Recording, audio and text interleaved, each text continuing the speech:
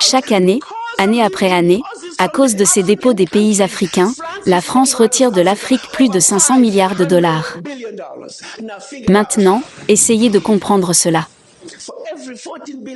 Pour chaque tranche de 14 milliards de dollars, les retours sur investissement dépassent les 300 milliards de dollars et ils prennent plus de 500 milliards de dollars. Donc, en réalité, la France retire de l'Afrique des milliers de milliards de dollars, année après année, à nous les pauvres, les Africains.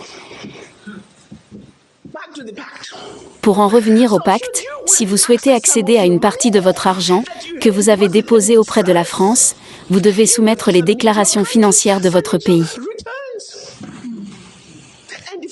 Et si votre demande est approuvée, vous pouvez l'obtenir sous forme de prêt, vous ne pouvez accéder qu'à 20% de votre argent, année après année, sous forme de prêt à des taux d'intérêt commerciaux.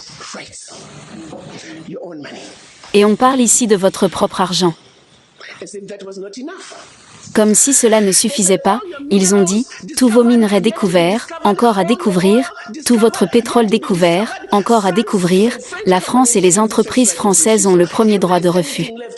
S'il reste quelque chose dont les entreprises françaises ne veulent pas, vous pourriez l'avoir. Et cela persiste à ce jour.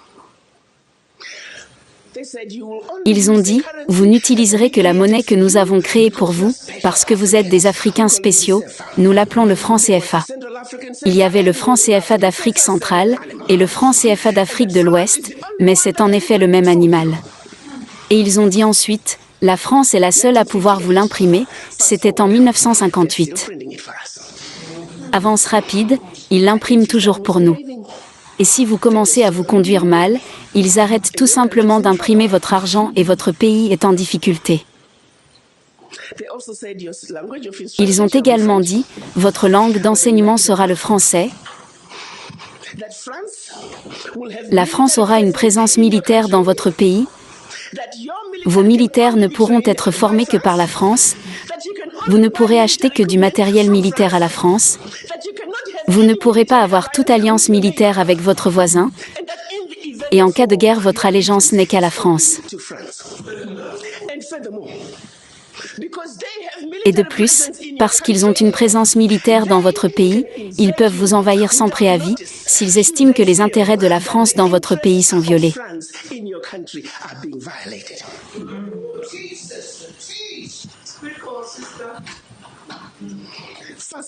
Avance rapide 2019, rien n'a changé.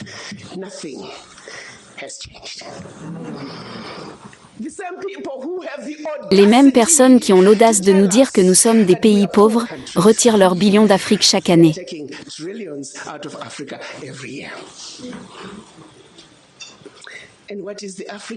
Et que fait l'Africain?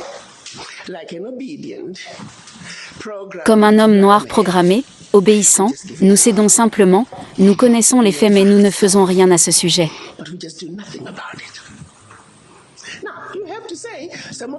Maintenant, vous devez dire que certaines des craintes sont réelles, parce que si la France qui vous a vendu du matériel inférieur au leur, la France qui a formé les militaires pour qu'ils soient inférieurs à eux, ils sont maintenant dans votre pays, ils peuvent vous envahir, ils ont la permission de le faire.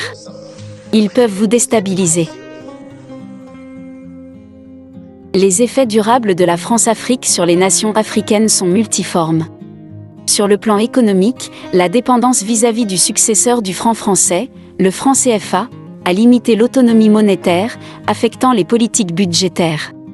Sur le plan politique, les liens étroits entre les dirigeants français et les élites africaines ont parfois soutenu des régimes autoritaires, entravant les progrès démocratiques. L'extraction des ressources continue de favoriser les intérêts français, entravant la diversification économique locale. Les interventions militaires ont façonné la dynamique des conflits. Alors que certains soutiennent que la France-Afrique apporte la stabilité, d'autres la considèrent comme une manipulation néocoloniale, entravant une véritable autodétermination. Dans l'ensemble, ces effets durables soulignent la complexité des relations postcoloniales, suscitant des débats sur la souveraineté, le développement et les déséquilibres de pouvoir. Pour rompre les liens avec la France-Afrique, les nations africaines devraient donner la priorité à l'autonomie économique et politique. L'établissement de leur propre monnaie, indépendante du franc CFA, peut renforcer le contrôle monétaire. La diversification des économies, loin de la dépendance aux ressources et la promotion d'accords commerciaux régionaux, favoriserait l'autosuffisance. Le renforcement des institutions démocratiques, la promotion des droits de l'homme et l'adoption d'une gouvernance transparente peuvent réduire la dépendance à l'égard de l'aide extérieure. Cultiver des partenariats avec une variété d'acteurs mondiaux peut équilibrer l'influence. Le développement de capacités militaires robustes, pour la défense et la résolution des conflits, réduirait la dépendance à l'intervention militaire française. Un désengagement progressif, tout en favorisant l'autonomisation locale, peut aider les nations africaines à revendiquer leur souveraineté et à forger des relations équitables.